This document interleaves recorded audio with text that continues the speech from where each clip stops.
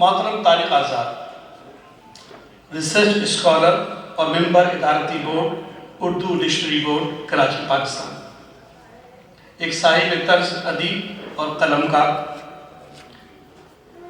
T V, radio اور اخبارات سے خصوصی وابستگی، متعدد علمی اور تحقیقی مضامین آپ کے رشاق قلم کا شاہکار ہیں۔ بالخصوص اردو کی ترویج اور اشاعت میں مصروف کار ہیں۔ درست تلفظ اور املا پر خاص دسترس ہے۔ آج کل بحیثیت ریسرچ اسکالر اور ممبر ادارتی بورڈ اردو ڈکشنری بورڈ میں خدمات انجام دے رہے ہیں۔ آپ سے گزارش کروں گا کہ آپ امام احمد رضا کانفرنس میں اپنا مقالہ پیش فرمائیے جو اردو لغت اور خاص طور پر خوشہ چین اعلیٰ حضرت رحمۃ اللہ تعالیٰ علیہ کے حوالے سے ہے۔ ایک ایسا عنوان شاید آپ نے کبھی شاید سوچا تو ہو پر سنا نہ ہو۔ گزارش کروں گا جناب طارق آزاد صاحب سے۔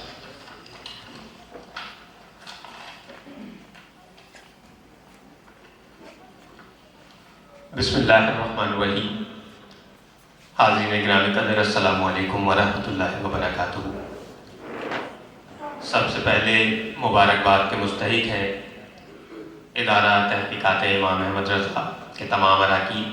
بالخصوص ڈاکٹر مجید اللہ قادری اور آپ کے رفقا کہ جن کی کوششوں سے آج کی یہ تقریب انعقاد پذیر ہے اور مجھ ناچیز کو یہاں گفتگو کرنے کا موقع مل رہا ہے۔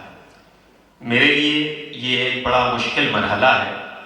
کہ جو مسند نشین شخصیات ہیں، جو حاضرین گرامی قدر ہیں، وہ تمام اس قدر محترم ہیں کہ مجھے اپنی زبان میں لکنت محسوس ہو رہی ہے، اور اقبال یاد آ رہے ہیں کہ فیض نظر کے لیے ضبط سخن چاہیے، حرف پریشان نہ کہہ اہل نظر کے حضور۔ لیکن حکم ہے تو تعمیل ارشاد کر رہا ہوں۔ عنوان جو آج منتخب ہے وہ ہے اردو لغت تاریخی اصول پر خوشہ چین اعلیٰ حضرت۔ مولانا احمد رضا خان فاضل بریلوی رحمۃ اللہ علیہ کی شخصیت ایک ایسی ہستی کہ جن کے تحقیقی کاموں کی بازیافت کے لیے یقیناً صدیاں درکار ہیں، اور اس میں آپ نے علم اللغت اور مختلف علوم و فنون کی فہرست پڑھ رکھی ہے۔ لیکن اردو لغت تاریخی اصول پر پہلے اس کا تعارف۔ دنیا کی جدید زبانوں میں 3 زبانیں ایسی ہیں کہ جن کے پاس تاریخی اصول پر لغت موجود ہے۔ 150 سال قبل انگریزی نے اس معاملے میں سبقت کی اور دا گریٹر آکسفورڈ ڈکشنری کی تیاری کا کام شروع ہوا، اور انہوں نے پہلی مرتبہ 70 برس کی محنت کے بعد 12 جلدوں پر انگریزی کی لغت مرتب کی، جس میں تاریخی حوالہ جات موجود تھے۔ اس کے بعد جرمن زبان میں اس کام کا آغاز ہوا اور ڈوچے ورٹیبو کے نام سے ان کی 32 جلدوں پر لغت مرتب ہوئی۔ تیسرا کام اس طرز پر اردو زبان میں شروع کیا گیا، جس کی بنیاد بابا اردو ڈاکٹر مولوی عبدالحق صاحب نے رکھی، اور 1958 میں ایک ادارہ قائم ہوا جو اس وقت ترقی اردو بورڈ کے نام سے موسوم تھا، اور اب اسے اردو لغت بورڈ کہا جاتا ہے، اور مجھ ناچیز کو اس ادارے سے وابستگی کا اعزاز حاصل ہے۔ اس ادارے نے 1958 میں اپنے قیام سے لے کر 2010 تک 52 برس کی محنت کے بعد 22 جلدوں پر مرتب اردو لغت تیار کی، جس میں 2.5 لاکھ سے زائد الفاظ، محاورات اور اس کے معانی کا اندراج ہے، اور 52 برس میں یہ لغت مکمل ہو گئی، اور جس کی بدولت اردو دنیا کی وہ تیسری زبان ہے جس کے پاس تاریخی اصول پر لغت موجود ہے۔ اردو زبان کی ابتدا سے لے کے تاحال یہ بات بالکل مسلم ہے کہ صوفیہ کرام کی کیا خدمات رہی اس زبان کے لیے۔ حضرت بابا فرید گنج شکر رحمۃ اللہ علیہ کا نام نامی، حضرت امیر خسرو کا تذکرہ خاص طور پہ کیا جاتا ہے، اور بابا اردو مولوی عبدالحق صاحب نے اپنی ایک کتاب بھی اسی عنوان سے مرتب کی کہ اردو کی نشو و نما میں صوفیہ کرام کا کام۔ اور یہ بات بھی تاریخی طور پر محفوظ ہے کہ سب سے پہلے اردو زبان میں جو تکلم کرنے کا حوالہ ملتا ہے آپ اسے ہندوی کہیں، ہندی کہیں، ریختہ کہیں یا کوئی بھی قدیم نام لیں تو وہ حضرت خواجہ معین الدین چشتی اجمیری رحمۃ اللہ تعالیٰ علیہ کا نام نامی ہے۔ میں ان تمام حوالوں کی تفصیل حذف کرتا ہوں، وہ مقالے کا حصہ ہیں۔ جب یہ لغت کی تیاری کا فیصلہ کیا گیا 1958 میں تو ڈاکٹر اطرت حسین زبیری صاحب نے اس کے لیے یہ تجویز پیش کی کہ اس کو دا گریٹر آکسفورڈ کی طرز پہ مرتب کیا جائے اور اس میں ہر لفظ کی سند 3 مختلف ادوار سے دی جائے، کہ ایک سب سے پہلا دور کہ جب اردو کے ابتدائی خط و خال تشکیل پا رہے تھے، ایک درمیانی دور کہ جو غالب تک کا عہد شمار کیا گیا 1869 تک، اور اس کے بعد تیسرا دور کہ غالب کے مابعد سے لے کے جب تک لغت کی ترتیب کا کام شروع ہوا۔ کیونکہ اب لغت مکمل ہو چکی ہے، اس پہ نظر ثانی کا مرحلہ ہے، تو اس وقت ایک چوتھے دور کا تعین بھی کیا جائے گا، لیکن جب یہ لغت تیار کی جا رہی تھی تو 3 ادوار کا تعین ہوا۔ تو پہلا دور دکنی عہد اور اس کے مابعد کی اردو، دوسرا عہد 1707 سے لے کے غالب کے وصال تک آپ سمجھ لیجیے 1869 تک، اور تیسرا دور 1870 سے شروع ہوتا ہے۔ اس تیسرے دور میں جب سند لینے کے لیے شعراء کے کلام سے استناد کیا گیا تو انہی شعراء اور ادیبوں کی فہرست میں ایک نام جو شامل ہوا جس میں قطعاً عقیدت کا، کسی وابستگی کا اور کسی نظریاتی پیروکاری کا کوئی دخل نہیں تھا، سراسر میرٹ کی بنیاد پہ کہ وہ شعراء، وہ ادیب کہ جو اردو میں اس درجے پہ فائز ہیں کہ ان کے کلام سے سند لی جائے، اس میں ایک نام مولانا احمد رضا خان رحمۃ اللہ علیہ کا بھی شامل کیا گیا۔ اور اس کا نتیجہ یہ نکلا کہ 52 برس میں جب کام ہوتا ہے تو ادارہ کسی ایک شخص کے زیر نگرانی نہیں ہوتا، مختلف سربراہ آئے، رخصت ہو گئے، کام کرنے والوں کی بھی ایک بڑی تعداد تھی۔ اس ادارے کے اندر جوش ملی آبادی سے لے کر قریب زمانے میں مشہور ترین جان ایلیا یا اس طرح کے آپ ایک ناموں کی فہرست شمار کریں کہ جو اس ادارے سے وابستہ رہے، ڈاکٹر فرمان فتح پوری، ڈاکٹر جمیل جالبی، ڈاکٹر یونس حسنی، اور ایک ناموں کی فہرست ہے کہ جو اردو ادب میں ملک کے طول و عرض پہ، اور جب یہ ملک 2 لخت نہیں ہوا تھا تو ڈھاکہ یونیورسٹی کے جو وائس چانسلر ہوتے تھے وہ بھی اس کے رکن ہوا کرتے تھے۔ تو ان تمام کی زیر نگرانی جب یہ لغت کا کام ہو رہا تھا، ڈاکٹر ابواللیث صدیقی صاحب اس کے مدیر رہے، تو اس وقت جو سند حاصل کرنے کا طریقہ اختیار کیا گیا اس میں اعلیٰ حضرت کے کلام سے سند لی گئی، اور اس کی میں نے مجھے موقع ملا کہ لغت پر کام کرتے کرتے میں نے جستجو کی تو 22 جلدوں کا بالاستیاب جائزہ لینے کے بعد ہر جلد میں کتنے مقامات پر اعلیٰ حضرت سے سند لی گئی ہے وہ میں نے یکجا کیا ہے، اور اس کا خلاصہ میں نے اس مقالے میں شامل کیا ہے۔ اور بس ایک مختصر سی فہرست ہے، اشعار کے ساتھ ایک تفصیلی مقالہ ہے، وہ میں پیش کروں گا انشاءاللہ، ڈاکٹر صاحب کے حوالے کروں گا تاکہ وہ معارف میں شامل ہو سکے اور وہ تفصیلاً آپ تک پہنچ سکے کہ وہ کون سے اشعار ہیں، ان الفاظ کی کیا کیا نزاکتیں ہیں۔ لیکن خلاصتاً یہ کہ جو اشعار سند کے طور پر اختیار کیے گئے ان میں بھی 3 طرح کی کیفیت ہے۔ ایک، لغت میں سند درج کرنے کے لیے جو فیصلہ کیا گیا تھا کہ لغت میں کوئی بھی لفظ درج ہوگا اس کی سند درج کی جائے گی اور ہر معنی کی جداگانہ سند دی جائے گی۔ اس معنی نے زمانے کے ساتھ سفر کرتے کرتے جو رنگ بدلا ہے یا کسی اور زبان سے اردو میں آتے آتے جو اس میں معنوی تغیر ہوا ہے وہ بھی درج کیا جائے گا، لیکن وہ کوئی نہ کوئی حوالہ ضرور دیا جائے گا۔ بنا حوالے کے وہ لفظ درج نہیں کیا جائے گا، اس کو ترک کر دیا جائے گا تا وقتے کہ اس کا حوالہ تلاش کر دیا جائے۔ تو اس فہرست کے مطابق اردو لغت کی 22 جلدوں میں اگر ہم جائزہ لیں تو 21 الفاظ ایسے ہیں، 21 الفاظ،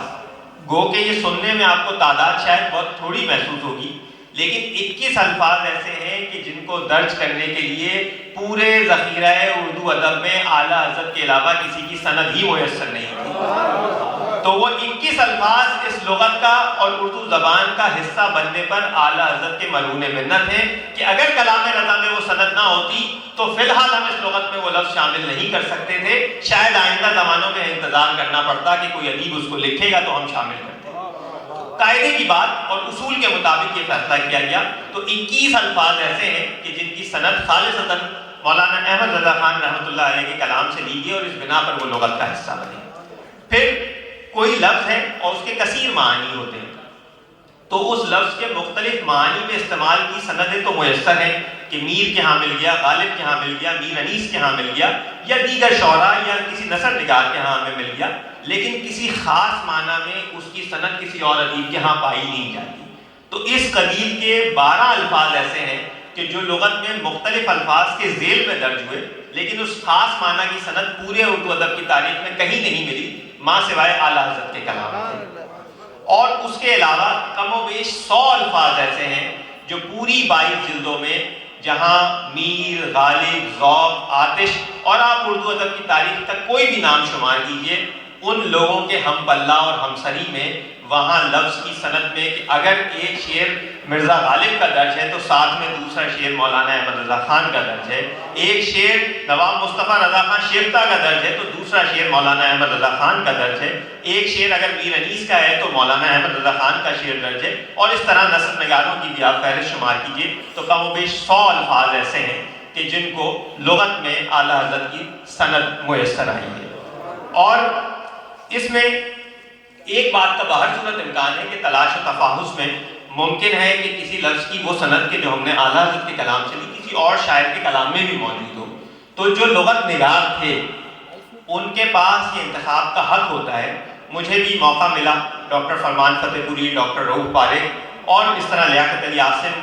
مرزا نسیم بیگ اور دیگر لغت نویسوں کے ساتھ کام کرنے کا ابتدائی زمانے میں، تو یہ انتخاب کا حق محفوظ ہوتا تھا کہ ایک ہی معنی کی 2 سندیں موجود ہیں، تو جس کو برتر پاتے تھے اس کو درج کرتے تھے، دوسرے کو ترک کر دیتے تھے۔ اور یہ وہ تمام شخصیات تھیں کہ جن کا زبان سے تعلق تھا، جن کا لفظ سے تعلق تھا، جن کا لغت سے تعلق تھا، ان کی عقیدتیں ظاہراً مولانا احمد رضا خان رحمۃ اللہ علیہ کی شخصیت کے ساتھ نہیں تھی۔ تو اس لیے یہ دعویٰ بالکل حق بجانب ہے کہ یہ ایک ایسی شہادت ہے اعلیٰ حضرت عظیم البرکت کے علمی اور ان کے نظم اور ان کے کلام کے بارے میں کہ جس پر کوئی حرف نہیں آ سکتا، کیونکہ 52 برسوں میں یہ کام ہوا ہے اور حکومتی سرپرستی میں ہوا ہے۔ تو حکومتی سرپرستی میں یہ جو نصف صدی میں کام ہوتا ہے، اس کے لیے کسی منصوبے کے تحت یا کسی فرد کی عقیدت کار فرما نہیں ہو سکتی، یہ سراسر میرٹ اور آپ کے کلام میں موجود وہ قوت ہے جس کی بدولت اردو زبان آج ثروت مند ہے، اور اردو زبان کے ذخیرہ الفاظ میں بہت سے الفاظ ایسے ہیں کہ جن کے استعمال کا سکہ جو چل رہا ہے وہ اعلیٰ حضرت کے کلام کی بدولت ہے۔ اور یقیناً یہ سلسلہ لغت سے، آپ کے کلام سے استفادے کا اسی طرح جاری رہے گا۔ ابھی لغت کا نظر ثانی کا مرحلہ ہے، اس میں بہت سارے الفاظ ایسے ہیں کہ جن میں شاید پہلے سند نہیں لی جا سکی یا کسی وجہ سے ترک کر دی گئی، تو وہ دوبارہ بھی شامل ہوگی۔ اور یقیناً جب نظر ثانی کے بعد ہم اس فہرست کا جائزہ لیں گے تو مجھے امید ہے کہ اس میں ضرور اضافہ ہوگا اور ہمارے لیے یہ تقویت کا باعث ہوگا کہ اردو زبان کی ثروت مندی میں اضافے کے لیے خاص طور پر مذہبی اصطلاحات، علمی اصطلاحات کہ جو ایک خاص طبقے کے استعمال کی مرہون منت ہوتی ہیں، وہ بھی لغت کا بہت طاقتور انداز میں حصہ بن سکتی ہیں کہ کوئی اس پہ نقطہ نہیں اٹھا سکتا کہ جی یہ لفظ کمزور ہے، آپ نے اس کو کسی وجہ سے درج کر لیا ہے، یہ واقعتاً اردو کا استعمال ہوا ہے اور اردو کا حصہ ہے، اسی لیے اس کی طاقت یہ ہے کہ وہ شعر میں داخل ہوا ہے۔ بہت بہت شکریہ۔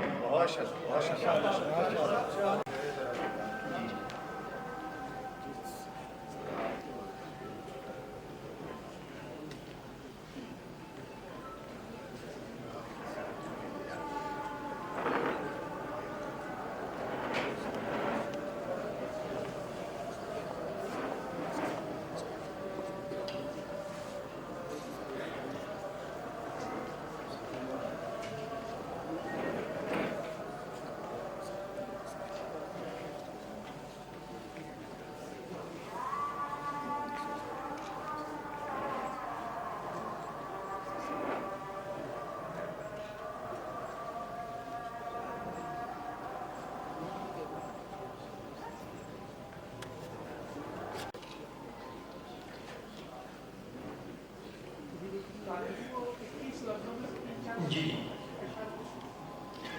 اس وقت اشعار میرے پاس یہاں موجود نہیں ہیں، لیکن میں وہ الفاظ کی فہرست میں سے کچھ الفاظ ضرور پیش کروں گا کیونکہ وقت کی کمی کی بنا پر میں نے اس کا خلاصہ ہی منتخب کیا تھا۔ تو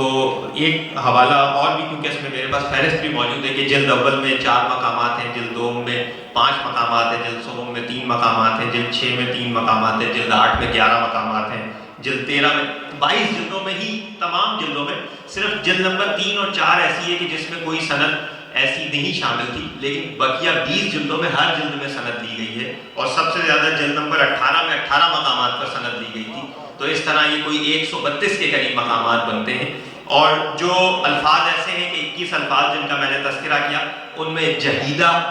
حفاظ، خطوب، خلاص، ذر، گدیہ گر. گدا گر ہمارے ہاں بہت معروف ہے، لیکن گدیہ گر کی ترکیب اعلیٰ حضرت نے استعمال کی ہے. مستبدل، منور اور اس طرح کی یہ فہرست ہے. آپ لوگوں نے کہا تو میں نے مختصراً ہی اس خلاصے میں شامل کی تھی. انشاءاللہ تفصیلی مقالے میں وہ اشعار بھی درج ہیں اور وہ تمام الفاظ کی فہرست بھی موجود ہے. بہت بہت شکریہ اس عزت افزائی کے لیے. اور اس مقام پہ اگر مجھے اجازت دیں تو ڈاکٹر صاحب سے کیونکہ ذکر ہوا اور دوبارہ مجھے موقع دیا تو میں اپنی ایک خواہش کا اظہار کرنا چاہتا ہوں. اور میں چاہتا ہوں کہ جو کچھ لغت نویسی کے باب میں بحیثیت طالب علم یا فرائض منصبی کی بجاوری میں نے سیکھا، وہ کسی طور پہ بھی وہ جیسے یہ ذاتی شرف کے نتیجے میں یہ مقالہ تیار ہوا تو اس کو بھی بروئے کار لایا جائے کہ اعلیٰ حضرت کے کلام کی تفہیم کے لیے مختلف شروحات لکھی جا رہی ہیں، مختلف کام ہوئے. جو کلام رضا کی فرہنگ، شاعری کی ایک ایسی فرہنگ کہ جس کے لیے میرے پاس حوالہ اگر میں آپ کے سامنے فوری کوئی جسے کہیں کہ ہینڈی پیش کر سکتا ہوں تو وہ فرہنگ اقبال جو نسیم امروہی صاحب نے مرتب کی، اور وہ اردو لغت بورڈ کے مدیر اول رہے اور اسی زمانے میں اس پہ کام کیا. اور فرہنگ کے تصور میں وہ جو بات سب سے اہم ہے کہ فرہنگ بنیادی طور پہ شاعر کے افکار و نظریات کی ترجمان بنتی ہے، کیونکہ جو پوئٹک لائسنس لیا جاتا ہے اس کی ترجمانی لغت نہیں کر سکتی، وہ فرہنگ کر سکتی ہے. تو کلام رضا کی ایک ایسی جامع فرہنگ ہو کہ جو اس درجے پہ ہو کہ جس طرح آج حوالے کے لیے ہم فرہنگ اقبال کی طرف رخ کرتے ہیں، تو یقیناً آج کی کانفرنس میں، اور یہ میں آپ کے سامنے اس لیے پیش کر رہا ہوں کہ ڈاکٹر صاحب سے اس کا تذکرہ ہوا تھا کہ یقیناً اس نہج پہ بھی کام کرنے کی ضرورت ہے تاکہ وہ ایک مستقل آنے والی نسلوں کے لیے اشعار کی تفہیم کا ایک زاویہ ہو اور اس میں افکار کی ترویج کا ذریعہ بھی ہو. بہت بہت شکریہ.